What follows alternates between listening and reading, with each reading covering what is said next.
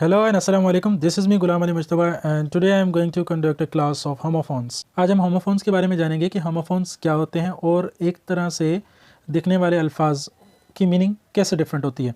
This phrase literally means, यानी ये जो वर्ड लिखा ऊपर, this phrase literally means words that are similarly to each other according to their pronunciation. Pronunciation की तरह से तमाम जो अल्फाज हैं वो एक जैसे लगते हैं लेकिन उनकी मीनिंग डिफरेंट होगी.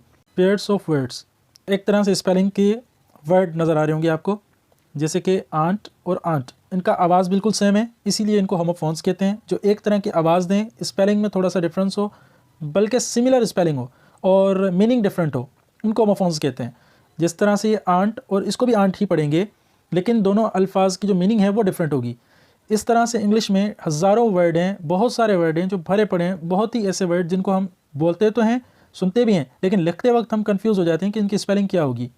जिस इंसान को पता है वो ये समझेगा.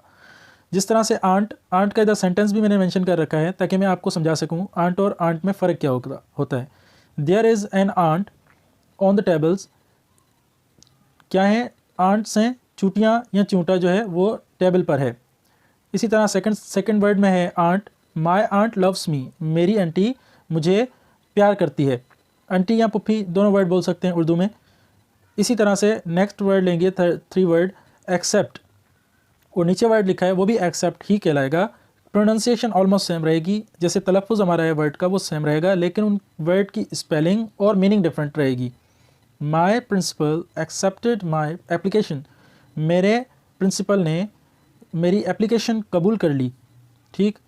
Second, except, I invited everyone to the party except John, ये नाम है, ठीक, नाउन है एक. एक्सेप्ट का मतलब होता है except and except. I invite everyone, मैंने तमाम लोगों को इनवाइट किया यानी मदऊ किया, बुलाया, to the party except John, John के अलावा.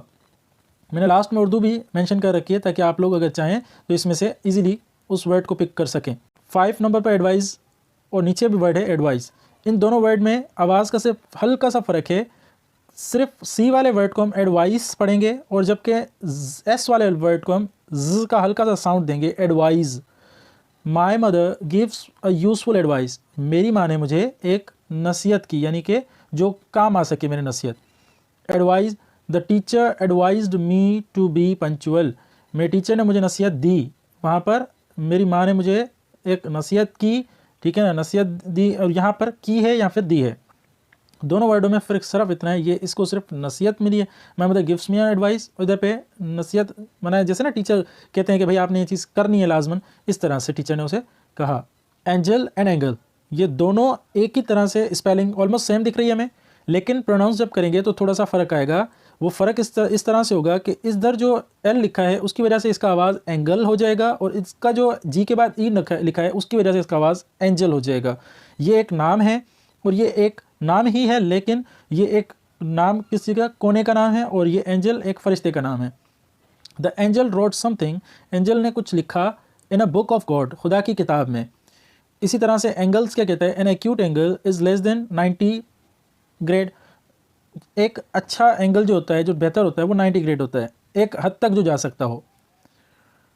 इसी तरह से आगे वर्ड देखेंगे, बेल एंड बेल, दोनों एक तरह से मीनिंग दे रहे हैं, लेकिन दोनों एक तरह से प्रोनाउंस हो रहे हैं, बोले जा रहे हैं, तलफ़ुज़ आ रहा है, लेकिन स्पेलिंग और मीनिंग दोनों डिफरेंट है. इस बेल का मतलब है रिहा करना या फिर कर्ज उतारना, दोनों तरह से इस वर्ड को बोला जाता है लेकिन मोस्टली इस वर्ड को रिहा करने के लिए बोला जाता है. The accused was released on bail, accused बोलते हैं किसी कैदी वगैरह को, जो भी शख्स किसी तफ्तीश मिलाया जाए उसको रिहा कर दिया गया, रिहा हो गया था. बेल का मतलब होता है ऐसी चीज़ जो किसी चीज़ को गिठान देकर बांधी जाए, या फिर किसी कॉटन या फिर किसी ऐसे थान वगैरह को, या फिर ज़मीन वगैरह जो होती है ना, खेती बाड़ी जो करते हैं उनके सामान को जो बांधते हैं उसको बेल बोलते हैं, या फिर इसको वर्ब के तौर पे भी इस्तेमाल किया जा सकता है. वैसे ये है नाम है.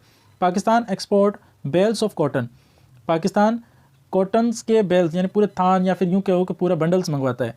ये एक किस्म है, एक इसम है, बंडल या फिर बांधना, दोनों तरफ से इस वर्ड को इस्तेमाल किया जाता है. Check, I shall check your written work, मैं तुम्हारा काम देखना चाहिए या फिर मैं तुम्हारा काम देखूंगा. इसको तशखीस या फिर जांच दोनों तरह से बोला जाता है. जैसे कि स्कूल में हम काम करते हैं तो हमारे टीचर्स क्या होते हैं, उस फेयर वर्क को चेक करते हैं. हमें उस काम को चेक करवाना होता है, उसी वर्ड को या तशखीस या जांच कहते हैं, ताकि वो चेक करके उसमें से मिस्टेक्स निकाल सकें।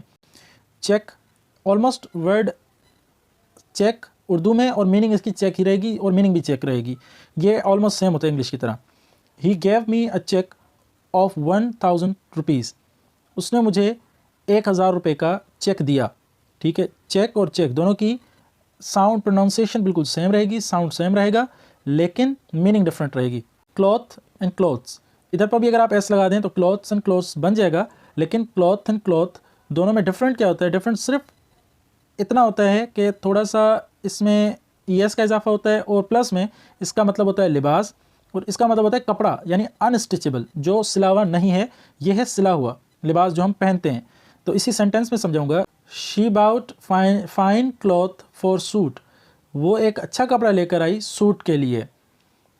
इसी तरह क्लॉथ्स का देखेंगे। They attended the party in fine clothes, उन्होंने अच्छे कपड़ों में यानी अच्छे लिबास में पार्टी अटेंड की।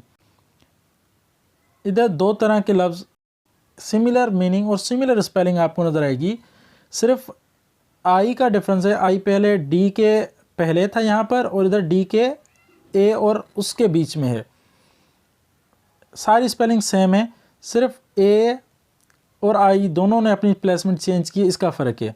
वरना डी और डी सेम जगह पर है, आर सेम जगह पर है, वाई सेम जगह पर है, सिर्फ ए और आई ने जगह चेंज की, इधर पे ए और आई ने जगह चेंज की। इसकी वजह से इनकी मीनिंग चेंज हो गई और इनका प्रोनाउंस सेम रहा। There is a big dairy near Karachi, Karachi के करीब में यानी अच्छी सी डेयरी और बड़ी डेयरी है, यानी दूध की दुकान। डेयरी और diary, diary, he gave me a good diary, उसने मुझे अच्छी डायरी दी। सिंपल, इतना इजी होता है इस वर्ड को समझना, और समटाइम ये वर्ड हमारे लिए समझना मुश्किल हो जाते हैं, क्योंकि इनकी जो मीनिंग्स है ना, मीनिंग्स डिफरेंट होती हैं, और इनकी जो पढ़ने का आवाज़ होता है वो सेम होता है, और स्पेलिंग भी ऑलमोस्ट सेम होती है, जिसकी वजह से कन्फ्यूजन हो जाती है। Take care of yourself and keep learning, keep understanding.